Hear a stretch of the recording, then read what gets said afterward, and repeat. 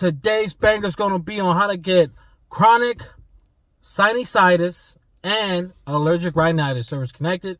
Hey, if y'all like this type of content, y'all know what to do. I ain't got to keep telling y'all, do I? Hey, before we begin, since rhinitis and sinusitis are now considered presumptive conditions under the Pact Act, there's no more, you don't have to build a bridge back to your military service. The only thing that the VA is going to verify is if you were exposed to these issues and these toxins, due to your environmental, depending on where you served at while you was active duty. Also, another thing to point out, you can definitely secondary sleep apnea to rhinitis or sinusitis, or the other way around. If you're already service connected for chronic sinusitis or allergic rhinitis, sleep apnea is a secondary condition to those that you can seek as long as the medical evidence supports, meaning A, there's a direct correlation between A and B. See that money, get that disability all the way up. So now let's get to the slide deck. There are 3 types of rhinitis that the VA will service connect you for. Not all 3, just one. A. I'm not trying to get that 100%, but let's get with it. Allergic rhinitis. This is the most commonly claimed with veterans. To get 30%, it's with polyps. 10%, without polyps, but with greater than 50% obstruction of the nasal passages. So, if you're experiencing these issues, these symptomology, this would be the allergic rhinitis. Bacterial rhinitis, you can get anywhere from 10 or 50%. There's no in between, it's just these 2. These are the only percentages you can get for rhinitis. 2, rhinoscoloroma. I'm not a doctor, I'm just here to educate y'all.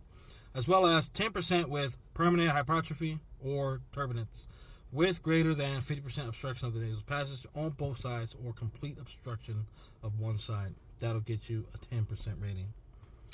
With granulomatous rhinitis, 100% for Wagner's symptomologies, as well as lethal midline granuloma. So, if you have serious issues with your nasal and your nose area with rhinitis, seek treatment, get it documented, get it service connected, and you could possibly get 100% for that. If not, you can definitely get a 20% if you have symptomologies related to other infections pertaining to this. Now, getting into sinusitis or sinusitis. And there's going to be lists of all of the different types of sinusitis you can get service connected. It's 5 of them. Now, for the disability rating, so 0, 10, 30, and 50. So 50% following radical surgery with chronic ophthalmitis with near constant sinusitis characterized by headaches, pain and tenderness of affected sinus, as well as purulent discharge and crusting after repeated surgeries. So if you're having multiple surgeries in your nose, your nasal area, constant headaches, and that sinus pressure that's building up in your nasal area, document this, keep a log, keep a diary, definitely complain to your doctor whenever you're having episodes to get that 50% criteria. A good medical evidence for this is x-rays are good, but a CAT scan is even better. That's going to, when you're having a flare-up, get into medical, go to your primary care provider, and request a CAT scan immediately. If you're a VA medical, usually CAT scans are not that hard to schedule. You could possibly get it the next day because there's not a lot of veterans scheduling CAT scans. So, word to the wise, that's a tip for y'all. 30%, 3 or more incapacitating episodes per year of sinusitis, repeated, requiring prolonged 4 to 6 weeks of antibiotic treatment.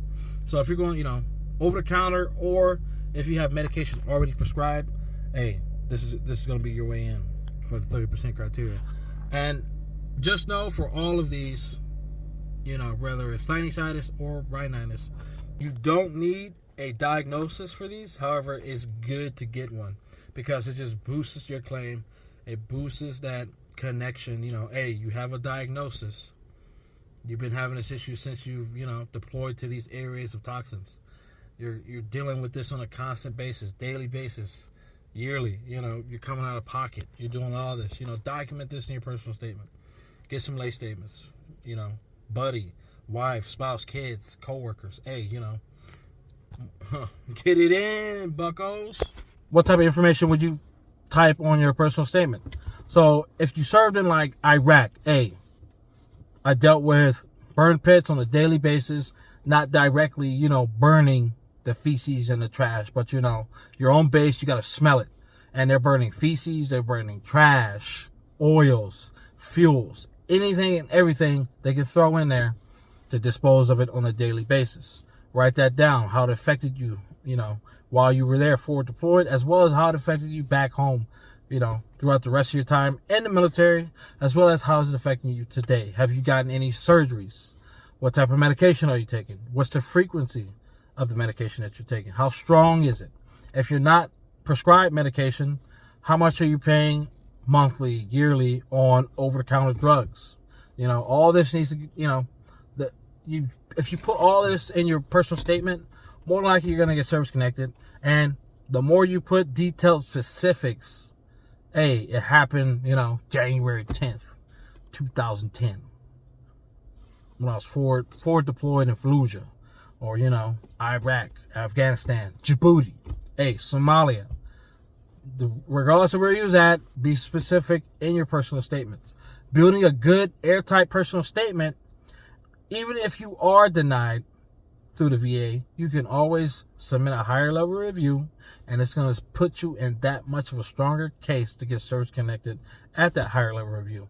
Because 9 times out of 10, that judge at the higher level review, he's going to give the veteran the benefit of the doubt if he has all of these complaints, his detail, his personal statements on point. I ain't got to think about it. Everything is right there. You have everything documented, dates, when it happened, issues you're having, financial burden, if it is impacting, financially, how it affects your personal and work life and things of this nature. So, that being said, if you like this type of content, y'all know what to do. I ain't got to keep telling y'all, do I? And share it. Share it with a fellow vet. Each one, teach one. We all getting 100% this year, one way or another. Baby steps or the long strides. Let's get in there.